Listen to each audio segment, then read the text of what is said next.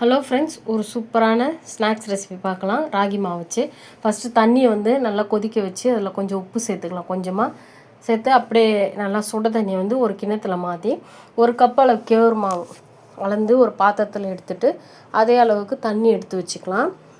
இப்போ கொஞ்சம் கொஞ்சமாக ஊற்றி நல்லா கரண்டியில் போட்டு கிளறிக்கலாம். கை வேண்டாம், ஏன்னா வந்து சூடாக இருக்கும் தண்ணி, அதனால் கரண்டியில் மிக்ஸ் பண்ணிக்கலாம். கொஞ்சம் தண்ணி மீதி இருக்குது, லாஸ்ட்டாக அதை எடுத்து வச்சிடலாம். அப்புறமா எண்ணெய் கொஞ்சமாக விட்டு நல்லா மிக்ஸ் பண்ணி இதை வந்து தட்டு போட்டு மூடி வச்சிடலாம். பிசைஞ்சு கையில் சூடாகிட்டதுக்கப்புறம் லைட்டாக கை பொறுக்கிற அளவுக்கு பிசைஞ்சு மூடி வச்சிடலாம். அதுக்கப்புறம் 3 டேபிள் ஸ்பூன் அளவுக்கு சிறுபருப்பு இருக்கு இல்லையா, அதை வந்து நல்லா பொன்னிறமாக சிவக்கிற அளவுக்கு வறுத்து எடுத்து வச்சிடலாம்.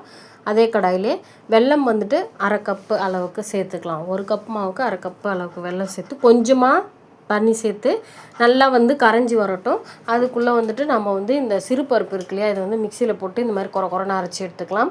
இந்த வெல்லம் வந்து நல்லா கரைஞ்சி வந்திருக்கு, பாகுப்பதெல்லாம் தேவையில்லை. இதில் வந்து தேங்காய் 1 கப் அளவுக்கு மாவு எடுத்த அளவுக்கு சேர்த்துட்டு சிறுபருப்பு போட்டுட்டு அதுக்கப்புறம் பாதாம் வந்துட்டு கொஞ்சம் கொஞ்சமாக கட் பண்ணி நட்ஸு உங்களுக்கு என்ன நட்ஸ் தேவையோ போட்டு அதை கிளறி எடுத்து வச்சிடலாம்.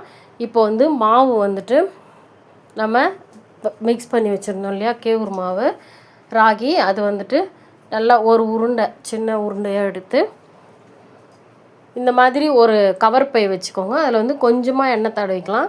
எண்ணெய் தடவிட்டு நம்ம எடுத்து வச்சுருக்க அந்த உருண்டையை வந்து லைட்டாக அந்த மாதிரி தட்டி அந்த மிக்ஸ் பண்ணி வச்சுருந்தோம் இல்லையா, அந்த இனிப்பு வந்துட்டு இது உள்ளே வச்சு நல்லா இந்த மாதிரி மூடிக்கலாம். மேலே வந்து மாவு கொஞ்சம் அதிகமாக இருந்ததுன்னா எடுத்துடுங்க. இப்போ நல்லா நம்மளுக்கு தேவையான சைஸில் வந்து உருண்டை பண்ணி எடுத்து வச்சுக்கலாம். இதே மாதிரியே வந்துட்டு நம்ம சோமாஸ் செய்வோம் இல்லையா, அந்த மாதிரி கொழுக்கட்டை செய்கிற மாதிரி இந்த மாதிரி உங்களுக்கு எந்த ஷேப்பில் வேணுமோ எடுத்து பண்ணி வச்சுக்கலாம். நான் வந்து 2 டைப்லேயும் பண்ணியிருக்கேன். இப்போ வந்துட்டு இட்லி குண்டானில் தண்ணி கொதிச்சதுக்கப்புறமா இட்லி தட்டு வச்சு அதில் கொஞ்சமாக எண்ணெய் தடவிட்டு நாம் செஞ்சு வச்சுருக்க அந்த உருண்டைகள்லாம் அதில் வச்சு ஒரு 10 நிமிஷம் வந்து வேக வச்சு எடுத்தோம்னா சூப்பரான ராகி ஸ்நாக்ஸ் ரெடி. இது வந்து நம்ம ராகி கொழுக்கட்டைன்னு வச்சுக்கலாம், எப்படி வேணாலும் வச்சுக்கலாம். நல்லா சூப்பராக இருக்கும், பசங்களுக்கும் ரொம்ப பிடிக்கும், இனிப்பாக இருக்கும், சத்தும் கூட. நீங்களும் ட்ரை பண்ணி பாருங்கள்.